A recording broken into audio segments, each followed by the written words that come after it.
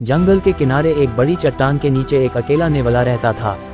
वह तेज, चतुर और बेहद सतर्क था। उसके पास कोई साथी नहीं था, लेकिन वह निडर था और जंगल के नियमों को भली भांति जानता था। हर दिन वह सूरज की किरणों के साथ उठता, अपने बिल की सफाई करता और शिकार की खोज में निकलता। उसके रहने के आसपास कई छोटे जानवर जैसे खरगोश, गिलहरी और पक्षी रहते थे। वे सभी नेवले से सुरक्षित महसूस करते थे, क्योंकि उन्हें पता था कि यह नेवला न सिर्फ तेज है, बल्कि किसी भी खतरे से मुकाबला कर सकता है। एक दिन की बात है। दोपहर की गर्मी तेज थी और जंगल के ज्यादातर जानवर पेड़ों की छाया में आराम कर रहे थे।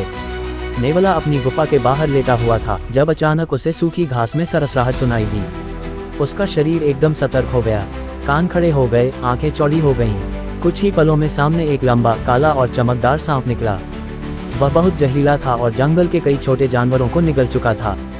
वह धीरे धीरे नेवले की गुफा की ओर बढ़ रहा था। सांप ने फुफकारते हुए कहा, इस गुफा पर अब मेरा अधिकार होगा।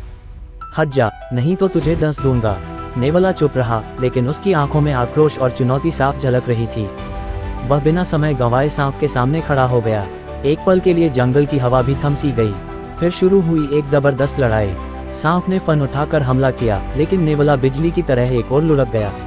अगले ही पल वह सांप पर झपटा और उसकी पूंछ पर दांत गड़ा दिए। सांप ने जोर से फुफकार कर अपनी पूंछ छुड़ाई और पलटकर वार किया, पर नेवला हर बार बचता रहा। दोनों के बीच कई मिनट तक संघर्ष चलता रहा। कभी सांप जमीन पर फिसलता, तो कभी नेवला उछलता।